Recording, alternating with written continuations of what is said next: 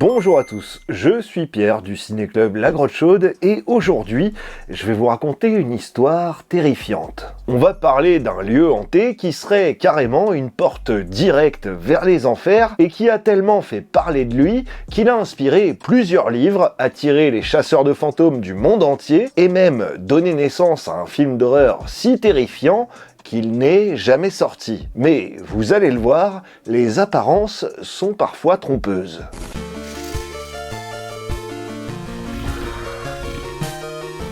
Nous sommes dans le Kentucky en 1850. Sur les rives de la Licking River, à quelques kilomètres de Cincinnati, se dresse un abattoir. Un lieu de sang et de mort. Des centaines d'animaux y sont sacrifiés chaque semaine. Leur sang s'écoule dans un puits creusé au centre du bâtiment. Un puits profond, noir, qui descend jusqu'à la nappe phréatique. Les ouvriers qui y travaillent racontent des choses étranges. Ils entendent des bruits et ils voient des ombres. Une sensation de malaise qui ne les quitte jamais, même après leur journée de travail.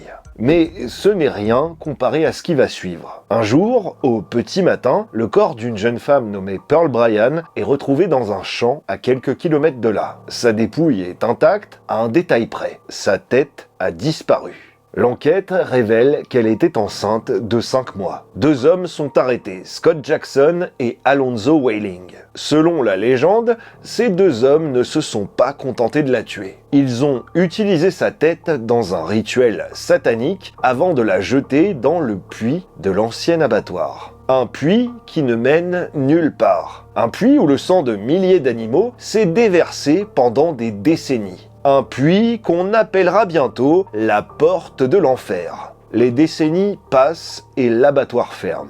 À sa place, on construit une roadhouse, puis un casino clandestin dans les années 30, repris par la mafia locale. Les gangsters l'appellent le Latin Quarter, on y joue, on y boit, et parfois, dit-on, on y meurt. Le propriétaire, un certain Buck Brady, refuse de vendre à la mafia. Alors les gangsters le harcèlent. Ils vandalisent son établissement, ils menacent sa famille et en 1965, Buck Brady met fin à ses jours dans le bâtiment. Une mort de plus dans ce lieu maudit. Dans les années 70, le casino ferme. Le bâtiment passe de main en main. On l'appelle maintenant The Bloody Bucket, soit le seau sanglant, à cause des bagarres qui éclatent chaque week-end.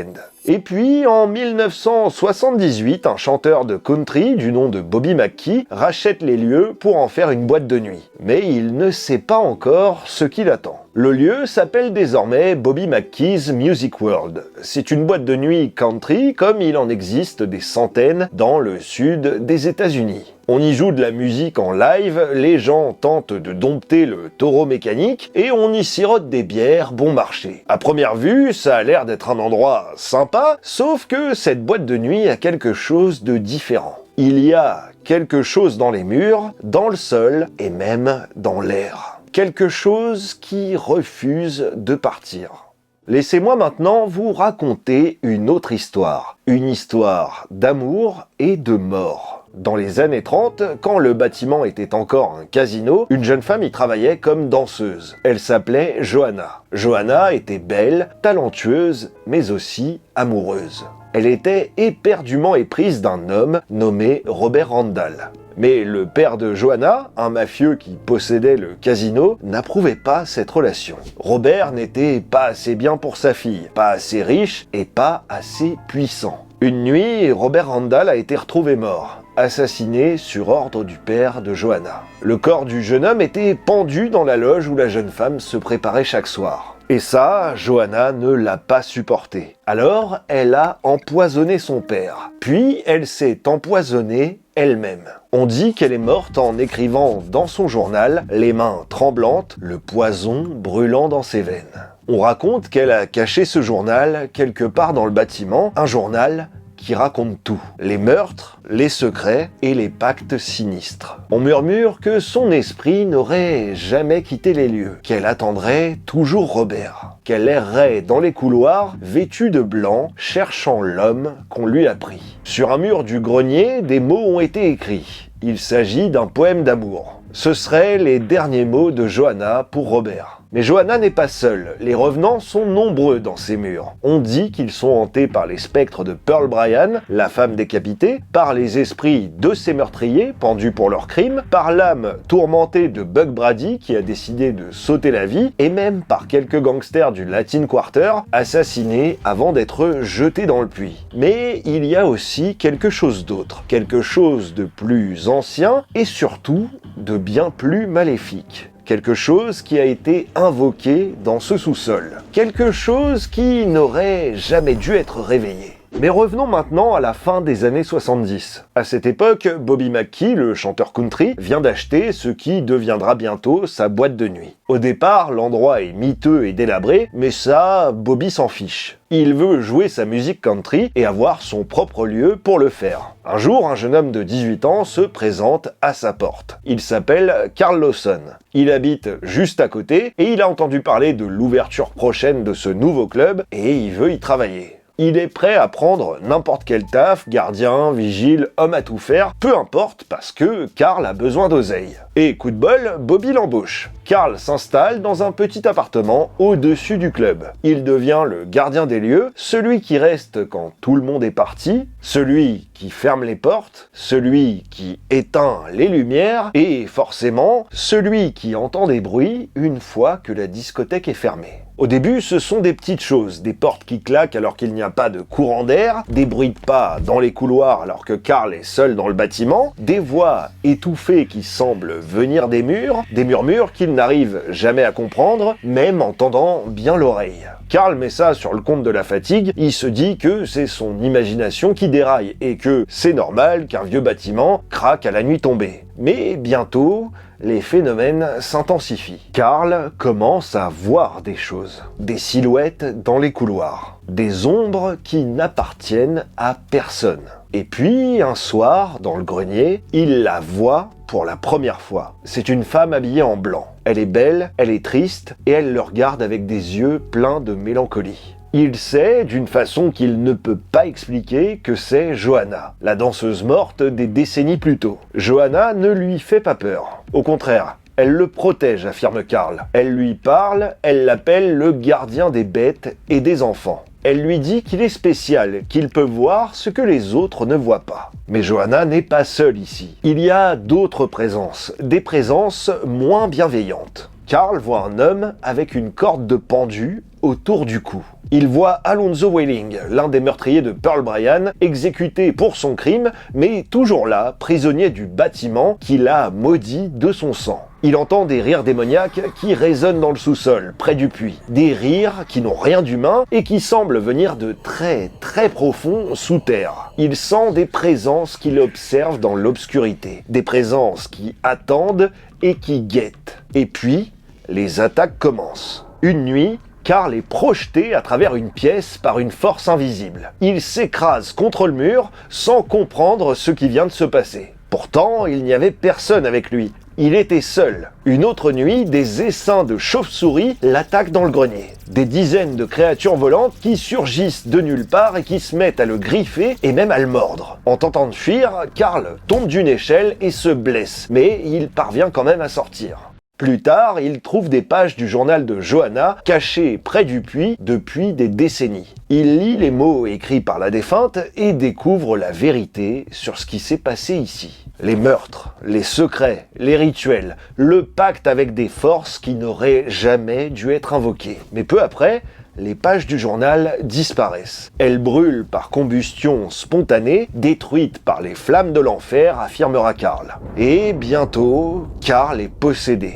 Il est convaincu qu'une entité démoniaque prend le contrôle de son corps. Il devient violent, incontrôlable. Il ne reconnaît plus ses amis. Il ne se reconnaît plus lui-même. Sa voix change, ses yeux aussi, et il dit des choses dont il ne se souvient pas. Il fait des choses qu'il ne peut pas expliquer. En 1991, on fait venir un révérend. Un exorcisme est pratiqué dans les locaux de Bobby McKee's Music World. La séance est filmée. À l'issue, l'entité est expulsée, du moins c'est ce qu'on raconte. Toute cette histoire, les fantômes, les démons, les attaques, la possession, elle est documentée dans un livre. Un livre qui s'appelle Hell's Gate, la porte de l'enfer, écrit par Douglas Hensley, qui relate de façon très détaillée tout ce qui s'est passé dans ce lieu supposément maudit. Et c'est là que ça devient vraiment intéressant, parce que ce livre, même si c'est pas un best-seller, il va attirer l'attention sur cet endroit méconnu. En 2008, une toute nouvelle émission paranormale débarque sur la chaîne américaine Travel Channel. Cette série de reportages sur le surnaturel s'appelle Ghost Adventures. On y suit 3 passionnés de paranormal, Zak Bagans,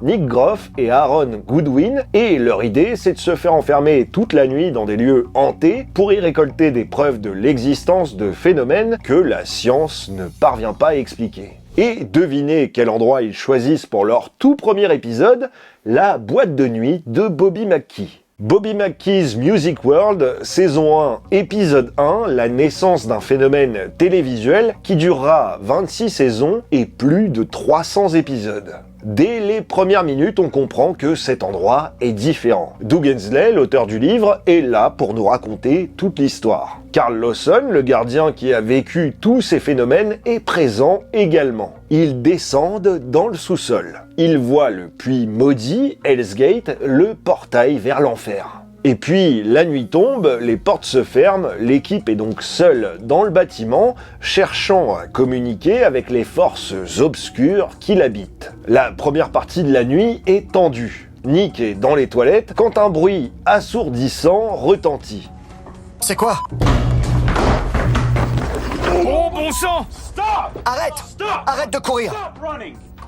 Zak est furieux, il lui demande d'arrêter de courir et de ne pas fuir, parce que l'ego du chasseur de fantômes est en jeu. Ils ne peuvent pas montrer la peur, en tout cas pas ici et pas maintenant. On ne court pas! On ne partira pas! Je suis allé faire un tour aux toilettes et d'un coup, cette chose a frappé contre le mur, comme si elle voulait me virer de là. Et puis, plus tard dans la nuit, quelque chose se produit. Quelque chose qui va changer l'histoire de la télévision paranormale. Ils sont dans le sous-sol, près du puits, et Zak provoque les esprits. Y a quelqu'un? Si c'est la bouche de l'enfer, si c'est bien ça, alors venez nous chercher. Et soudain, Zak sent une brûlure dans son dos. Je sais pas ce que j'aime, mais ça me brûle dans le dos. Quoi? Ça me brûle. Tourne-toi. Il faut qu'on filme ça. Nick et Aaron regardent et ils voient ce que des millions de téléspectateurs verront après eux. 3 longues griffures, 3 marques profondes, rouges sur la peau de Zak Bagans. Là. J'ai filmé. Sérieux? J'ai quoi? Il y en a 3 en fait. C'est dingue. C'est quoi ce foutoir? Y a un foutu fantôme? Tiens. Qui fait ça? Filme. Qui me griffe?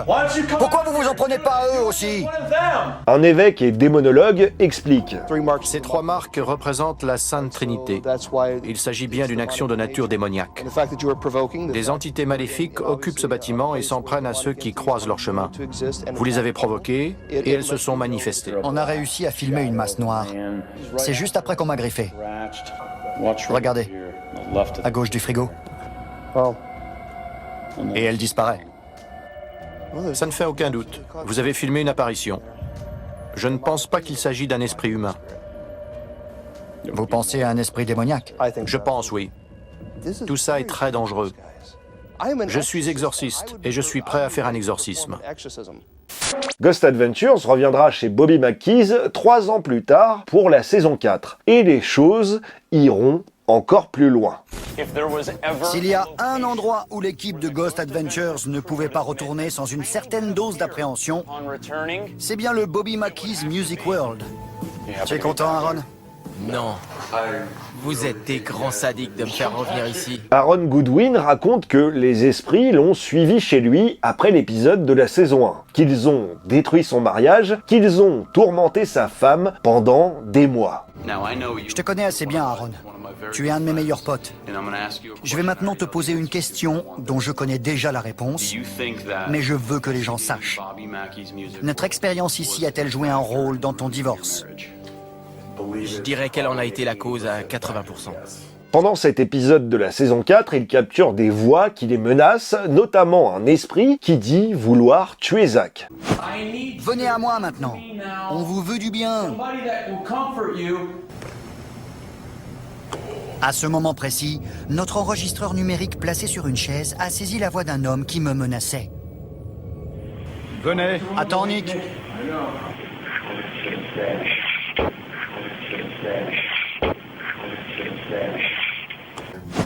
On a exploré plein de lieux hantés depuis des années, et c'est l'un des seuls où des esprits nous ont suivis jusque chez nous. Ça devient personnel, là.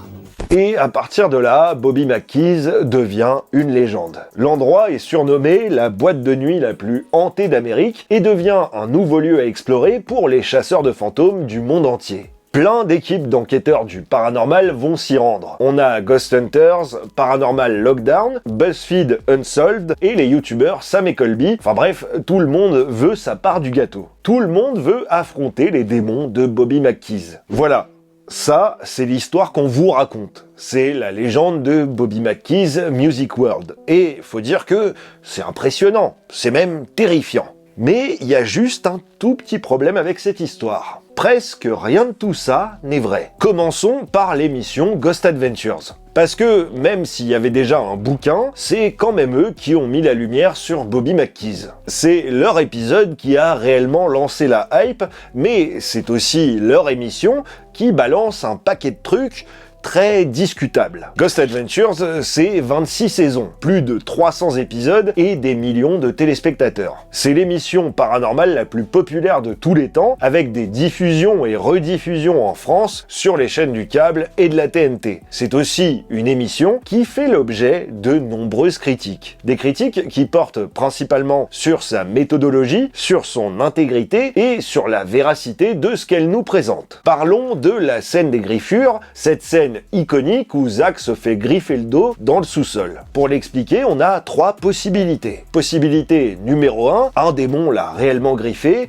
c'est l'explication paranormale. Possibilité numéro 2, Zach s'est griffé sur quelque chose sans s'en rendre compte. Dans le noir, dans un vieux bâtiment plein de clous et d'objets potentiellement tranchants qui traînent, c'est tout à fait possible. Après avoir crapahuté dans un endroit comme ça, on peut découvrir des égratignures sur notre corps sans savoir précisément d'où elles viennent. Ça peut arriver à tout le monde. Et puis on a une 3e possibilité à envisager. Peut-être que tout ça est simplement mise en scène. Alors je vais pas vous dire quelle hypothèse est la bonne, mais je vais vous donner quelques éléments de réflexion. Ghost Adventures a été accusé à plusieurs reprises de fabriquer des preuves. D'anciens employés de l'émission ont témoigné. Des témoins sur les lieux de tournage ont parlé. L'émission n'a jamais été auditée de manière indépendante. Personne n'a jamais vérifié leurs enregistrements. Leurs méthodes n'ont jamais été examinées. Et puis, il y a Zak Bagans lui-même. Zach est devenu une célébrité et il a même ouvert un musée du paranormal à Las Vegas. Il collectionne les objets réputés hantés, notamment la voiture de Ted Bundy et la D-Book Box rendue célèbre par Internet. C'est un showman, un entrepreneur, un homme qui a construit un empire sur le paranormal. Alors, est-ce que ça veut dire qu'il ment ? Pas nécessairement, mais ça veut dire qu'il a un intérêt financier énorme à ce que ces histoires paraissent vraies. Parlons maintenant des EVP, ces enregistrements audio où on entend supposément des voix de fantômes. Dans l'épisode de la saison 4 où il retourne chez Bobby McKee, les mecs de Ghost Adventures nous présentent des dizaines de ces enregistrements. Je le disais, on entend des esprits qui menacent Zach, des démons qui parlent de couteaux, des voix désincarnées qui sont plutôt bien flippantes. Le problème, c'est qu'ils utilisent des dictaphones de très mauvaise qualité. C'est pas du matos de précision et c'est des appareils qui sont principalement conçus pour enregistrer des mémos vocaux, pas pour capturer du son en haute fidélité. La réponse en fréquence de ces trucs est catastrophique, on est sur 7300 Hz maximum, alors que pour faire un enregistrement correct, il faut du 20 000 Hz. Ce qui veut dire qu'il y a un bruit de fond constant, un souffle permanent, et dans ce bruit, notre cerveau peut entendre n'importe quoi. C'est le pouvoir de la suggestion, quand on vous dit ce que vous êtes censé entendre, vous l'entendez. C'est un phénomène psychologique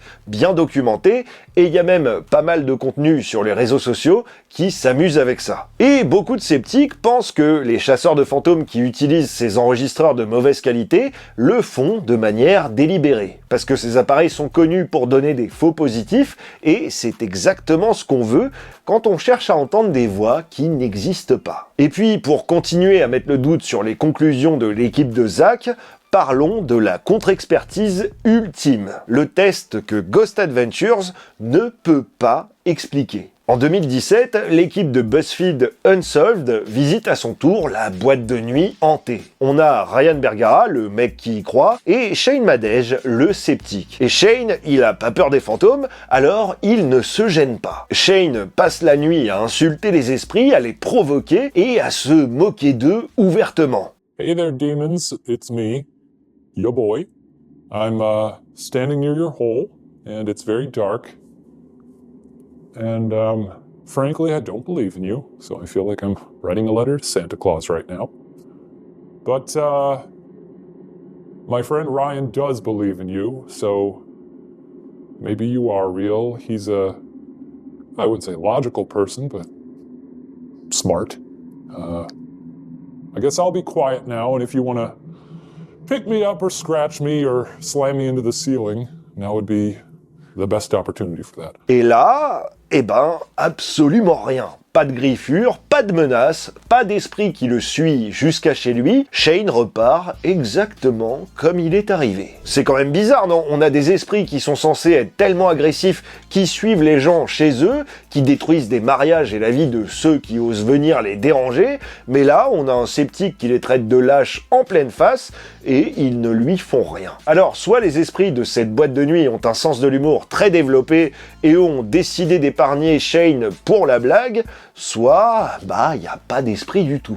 Maintenant, rentrons dans le dur et attaquons-nous à l'histoire elle-même. Parce que tout ce que je vous ai raconté au début, Pearl Bryan, Johanna, les rituels sataniques, tout ça, ça vient du livre de Doug Hensley. Et quand on vérifie les faits, ça tient pas la route. Prenons le cas de Pearl Bryan. Le meurtre de Pearl Bryan a bien eu lieu, c'est documenté, c'est historique. Mais le lien avec la boîte de nuit, il n'existe tout simplement pas. Selon la légende, le corps de Pearl a été retrouvé à 2,5 miles du club. En réalité, les archives de l'époque, les articles de journaux et autres documents judiciaires indiquent que le lieu du crime était à plus de 6 km. 6 km, ça fait à peu près 1 heure de marche avec une tête sanguinolente dans les bras. C'est pas banal et c'est pas le genre de truc qui passe inaperçu. Et la théorie selon laquelle sa tête a été jetée dans le puits, il n'existe aucune preuve de ça, aucun document, aucun témoignage d'époque, rien. La tête de Pearl Bryan n'a tout simplement jamais été retrouvée. Un historien local le dit clairement, c'est une légende urbaine. Passons maintenant à Johanna, la danseuse au destin tragique. C'est une magnifique histoire, mais le seul problème, c'est qu'elle n'est probablement pas vraie. Des chercheurs ont épluché les archives et ils ont bien trouvé une Johanna Reagan qui a mis fin à ses jours par empoisonnement, mais c'était en 1914 et pas dans les années 30. Et puis, elle n'était pas danseuse dans un bar, c'était une femme au foyer mariée à la vie bien rangée. Aucun lien avec un Robert Randall et aucun lien avec la mafia. C'est une personne complètement différente qui a juste le même prénom que la danseuse. Et puis, parlons un peu du poème romantique écrit sur le mur. Les derniers mots supposés de Johanna pour Robert. Il se trouve qu'après recherche, on découvre que ce sont en fait les paroles d'une chanson de Tony Arden. Une chanson qui est sortie en 1951. Donc, même si Johanna avait existé et était morte dans les années 30, elle aurait passé l'arme à gauche 20 ans avant que cette chanson ne soit écrite. Donc, voilà, ça tient pas trop la route. Intéressons-nous à présent aux rituels sataniques. Selon la légende, les membres d'une secte sataniste se réunissaient dans le bâtiment pour y pratiquer des sacrifices. Sauf que là encore, les historiens sont formels, il n'existe aucune preuve de l'existence de cultes sataniques dans cette région du Kentucky au 19e siècle. Aucun document, aucun témoignage, rien. Cette partie de l'histoire correspond parfaitement à la satanique panique des années 80, une période où l'Amérique voyait les adorateurs du diable un peu partout, même là où il n'y en avait pas, et en l'occurrence, il n'y en avait pas. Parlons un peu de l'histoire de l'abattoir. Selon la légende, le bâtiment était à l'origine un abattoir où des milliers d'animaux auraient été tués. Mais ça, c'est encore du pipeau. Avant de devenir un bar, l'endroit n'était pas un abattoir, en fait c'était une distillerie, un endroit où on fabriquait du whisky, pas un lieu où on tuait des animaux. Et le puits ne servait pas à acheter des carcasses d'animaux ou recueillir du sang, mais tout simplement à pomper l'eau de la rivière pour la production d'alcool. Encore une fois, la légende a complètement remixé la réalité. Donc, récapitulons. Pearl Bryan n'a aucun lien prouvé avec le bâtiment, Johanna n'a probablement jamais existé, ou en tout cas pas sous la forme qu'on nous présente, les rituels sataniques sont une invention, et l'abattoir n'en était pas un. Mais alors, toute l'histoire de ce lieu hanté, elle repose sur quoi exactement? Comme je vous le disais, c'est un bouquin qui est à l'origine de tout, le livre Hell's Gate de Douglas Hensley. Et il se base essentiellement sur les témoignages d'un seul homme, Carl Lawson. Mais parlons d'abord de Doug Hensley. Selon sa biographie, c'est un gars de Cincinnati qui a grandi en écoutant son père lui raconter des histoires de fantômes. Il a commencé par écrire des fictions d'horreur et des scénarios. Et des fictions d'horreur, c'est un choix de mots plutôt intéressant pour quelqu'un qui prétend documenter des faits réels. Et là, je dois vous faire un aveu, quand j'ai commencé mes recherches, j'ai acheté le livre de Hensley,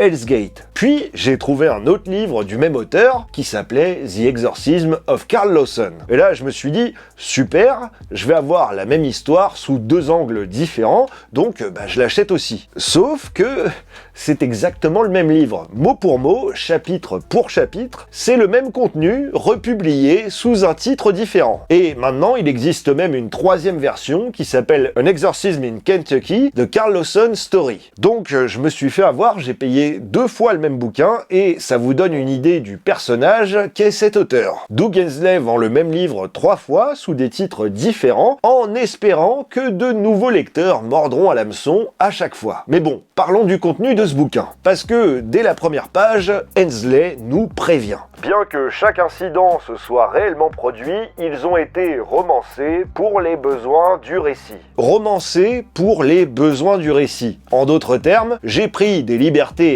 avec la vérité, mais acheter quand même mon livre. Et quand on lit le livre, on comprend très vite l'ampleur de ces libertés. Laissez-moi vous raconter quelques scènes du livre et gardez à l'esprit que Hensley présente tout ça comme des faits réels. Dans le chapitre 6, Carl et Janet, la femme de Bobby, le chanteur de country, travaillent dans le sous-sol. Soudain, ils entendent des rires démoniaques qui éclatent tout autour d'eux. L'air devient glacial, et puis, je cite le livre, une force invisible soulève Janet du sol et tente de la plonger dans un évier rempli de liquide noir et visqueux. Donc c'est du goudron paranormal sorti de nulle part dans un évier au sous-sol, et c'est con parce qu'ils ont gardé aucun échantillon, on aurait pu l'analyser. Dans le chapitre 7, Carl rentre chez lui en voiture après une nuit de travail, et là, le démon décide de passer à la vitesse supérieure, je cite, « Le volant s'est mis à tourner tout seul, la voiture a accéléré vers le trafic en sens inverse, Carl a dû lutter de toutes ses forces pour reprendre le contrôle. » Le démon qui possède la voiture, c'est un grand classique. Chapitre 8, un incendie se déclare dans le club, et pendant que les flammes se propagent, l'esprit d'Alonzo Wailing, le meurtrier de Pearl Bryan, apparaît devant Carl. Il le menace et il lui dit « Tu ferais mieux de ne pas te mêler de nos affaires, ou tu mourras, et tu ne mourras pas facilement. » Puis,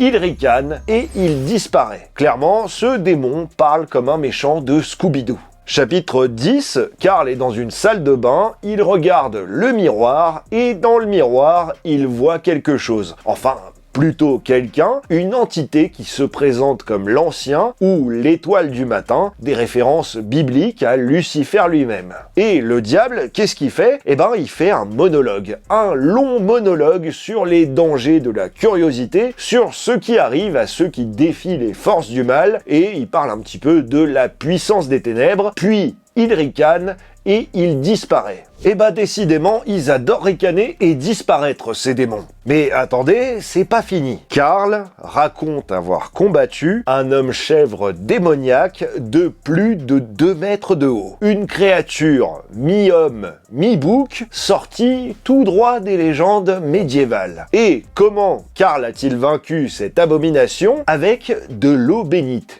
Évidemment, Carl raconte avoir été attaqué à plusieurs reprises par des essaims de chauves-souris, c'est un thème récurrent dans le livre. Chaque fois que Carl fait quelque chose d'important, les chauves-souris attaquent. C'est un peu comme un running gag, mais il n'y a pas de blague. Et puis, il y a le passage le plus surréaliste de tout le livre. Carl raconte avoir rencontré un nain zombie. Oui, un nain zombie, c'est dans le livre, c'est pas moi qui invente, et juste après cette rencontre, Hensley nous informe sans transition que Carl avait été harcelé à l'école par une personne de petite taille. Comme si le trauma d'enfance de Carl avait invoqué un nain zombie dans un bar country du Kentucky. Et puis parce que, pourquoi pas, le livre contient aussi une description très détaillée des hémorroïdes de Carl qui l'attribue à la possession démoniaque. Donc, si jamais ça vous arrive que vous avez un peu mal aux fesses quand vous toussez et que ça devient compliqué de vous asseoir, eh ben, posez-vous les bonnes questions. Peut-être que vous avez un démon dans les fesses, mais dans le doute, parlez-en à votre pharmacien. Mais bref, on est en plein épisode de Supernatural à la sauce South Park. Carl est le héros qui combat les forces du mal, survit à toutes les attaques et se coltine des monologues de méchants comme dans un animé. C'est de la pure fiction d'horreur, soit exactement ce que Hensley écrivait avant de se lancer dans les histoires paranormales mais vrai. Et le fameux journal de Joanna, là on atteint des sommets. Un soir, le fantôme de Buck Brady, l'ancien propriétaire qui a mis fin à ses jours dans le bâtiment, apparaît à Carl. Buck lui dit de creuser le sol du sous-sol. Il y a quelque chose d'important là-dessous. Carl trouve une pioche qui traîne là par hasard et se met à creuser. Il découvre le puits, le fameux Hell's Gate, et à côté du puits, dans la terre, il trouve une feuille. C'est une page du journal de Joanna. Cette page dit à Carl de chercher le reste du journal dans le grenier, un peu comme dans Resident Evil ou Silent Hill, quand les indices sont répartis dans plusieurs zones de la map. Carl monte au grenier, il trouve la deuxième partie du journal, et celle-là est beaucoup plus longue. Elle contient toute l'histoire de Joanna, son amour pour Robert Randall, la haine de son père, et un twist digne d'un mauvais film de série B. Joanna, mourant à cause du poison qu'elle vient d'avaler, écrit dans son journal. Et pendant qu'elle écrit, son père, également mourant puisqu'elle l'a empoisonné aussi, se met à ricaner. Et il commence à parler. Le père révèle à Joanna qu'il a vendu son âme au diable, que le puits dans le sous-sol est un portail vers l'enfer, et surtout, il explique que tant que le puits reste ouvert, il peut revenir à la vie encore et encore. Et là, plot twist, il lui apprend qu'il n'est pas vraiment son père. Il est la réincarnation d'Alonzo Wailing, le meurtrier de Pearl Bryan, ressuscité grâce à un pacte satanique. Joanna termine son journal en suppliant quiconque le trouvera de sceller le puits pour mettre fin au cycle du mal. Et puis,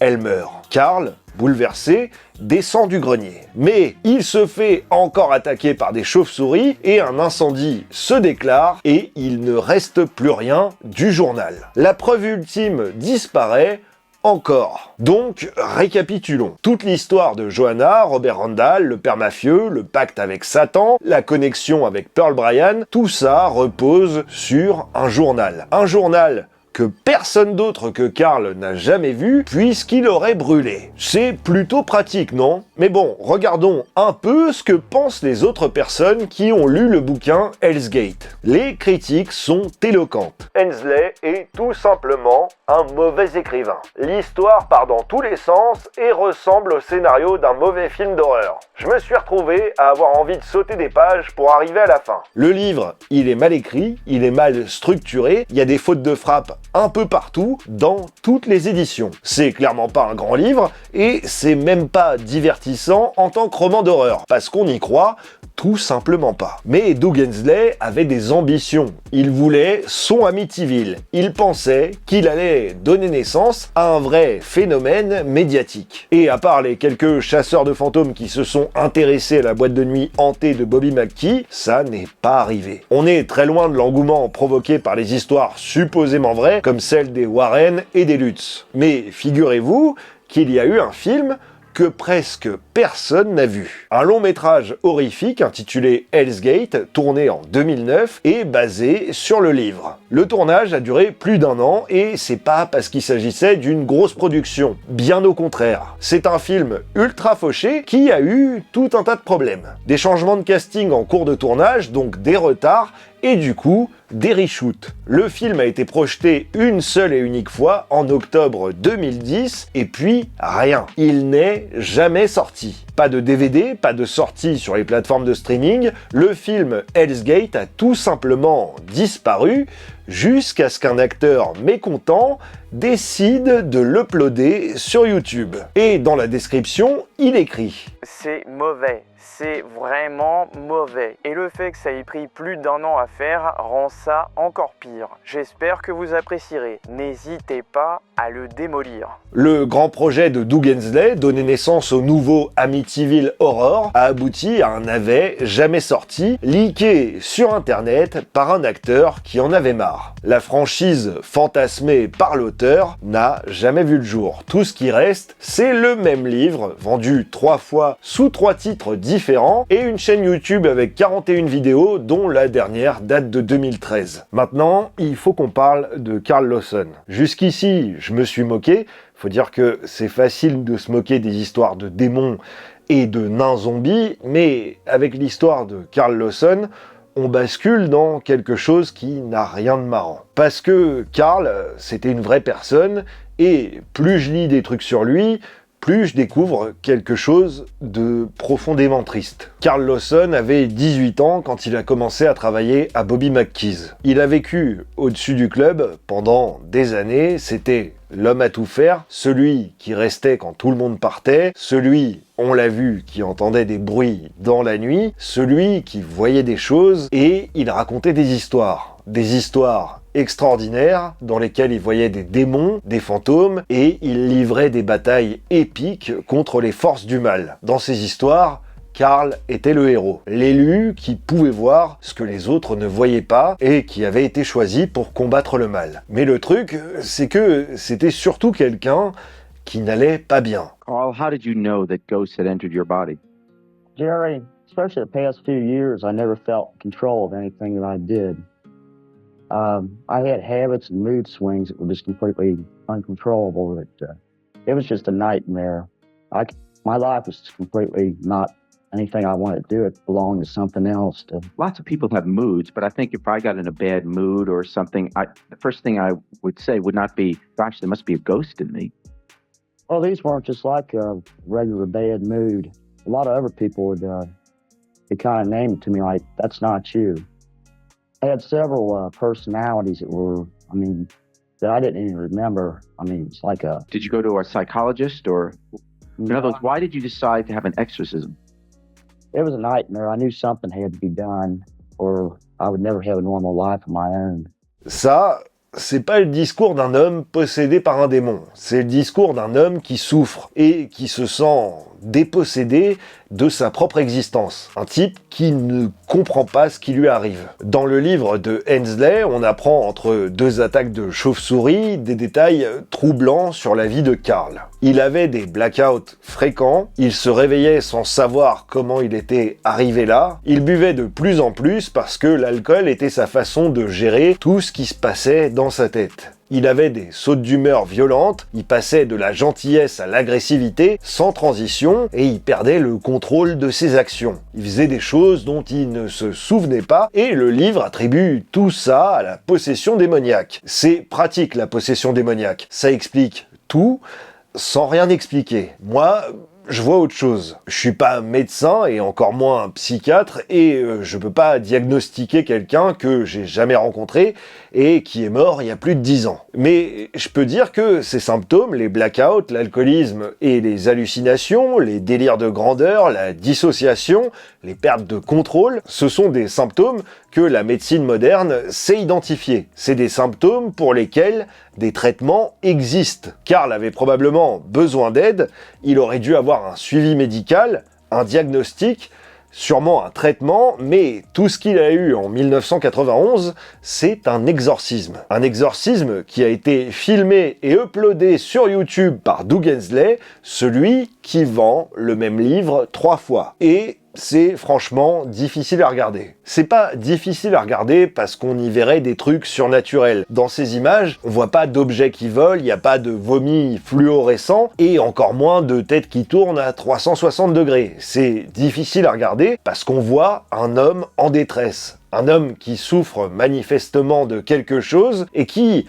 au lieu d'obtenir l'aide dont il a besoin, se fait crier dessus par un révérend pendant des heures. L'exorcisme s'est terminé quand Karl s'est calmé, quand l'entité aurait été expulsée. En réalité, Karl était probablement juste épuisé, vidé et incapable de continuer. Et après ça, il n'a pas vu de médecin. Il a continué à vivre au-dessus de Bobby McKees et il a continué à raconter ses histoires. Et Doug Hensley a continué à vendre son livre en enjolivant les délires de Karl. Karl Lawson est mort en 2012. Il a vécu au-dessus de Bobby McKees jusqu'à la fin. Karl a été exploité toute sa vie, d'abord par Doug Hensley dans ses bouquins, et puis par les chasseurs de fantômes qui utilisent son nom et son histoire pour faire du contenu. Donc voilà, je crois que Karl Lawson méritait mieux, il aurait dû voir un médecin, pas un exorciste, et son histoire n'a rien de drôle ou d'épique. Maintenant, parlons du propriétaire des lieux, parlons de Bobby McKee, l'homme qui a tout vu, tout entendu et surtout tout exploité. Depuis 1978, Bobby McKee maintient publiquement la même position. Il jure qu'il ne croit pas aux fantômes. En 1991, chez Jerry Springer, il dit « Je ne crois pas aux fantômes ». First of all, I don't believe in ghosts at all. And we've been there for 13 years. But that's not true. Well, that's not true. It is true. No. Believe me, Jerry. We've been there for 13 years and I have never seen anything or experienced anything. Why doesn't it show itself to me? If he pushed down the steps, then he would believe. En 2008, sur Ghost Adventures, il dit « Je ne vois pas comment tout ça serait scientifiquement possible. Ce serait un sceptique convaincu, un rationaliste. Mais si c'est le cas, alors pourquoi y a-t-il cette pancarte à l'entrée de son club ? Cet établissement est réputé hanté. La direction n'est pas responsable des actions des fantômes. Eh bah, figurez-vous que cette pancarte, elle existe à cause d'un procès. En 1993, un certain J.R. Costigan a poursuivi Bobby en affirmant avoir été attaqué par un fantôme dans les toilettes. Le procès n'a mené à rien, mais histoire d'éviter que ça se reproduise, Bobby a installé cette pancarte qui est restée en place pendant plus de 30 ans. Et ça, c'est surtout pour entretenir la légende du lieu et attirer les curieux. Venez pour les fantômes, restez pour la musique. Alors ok, Bobby McKee ne croit pas aux fantômes, mais il sait très bien les vendre. Pendant des décennies, il a joué le mec un peu dépassé par les événements, se présentant comme le propriétaire d'un bar hanté qui n'y croit pas vraiment, mais qui ne fait rien pour qu'on arrête de raconter que son établissement est peuplé de revenants, de démons, ou de nains zombies. Et en vrai, stratégiquement, c'est pas mal. Faire le mec qui n'y croit pas, laisser la légende et la rumeur grandir, et gagner des thunes grâce à cette réputation. Ça a attiré les curieux pendant des années, et puis, en décembre 2024, le rideau est tombé. Le 10 décembre 2024, une pelleteuse jaune a enfoncé les murs de Bobby McKee's Music World. Le bâtiment centenaire, trop délabré pour être rénové, a été rasé en quelques heures. Quand on lui a demandé ce qu'il adviendrait des esprits, Bobby a répondu « Je suppose qu'ils iront où ils veulent ».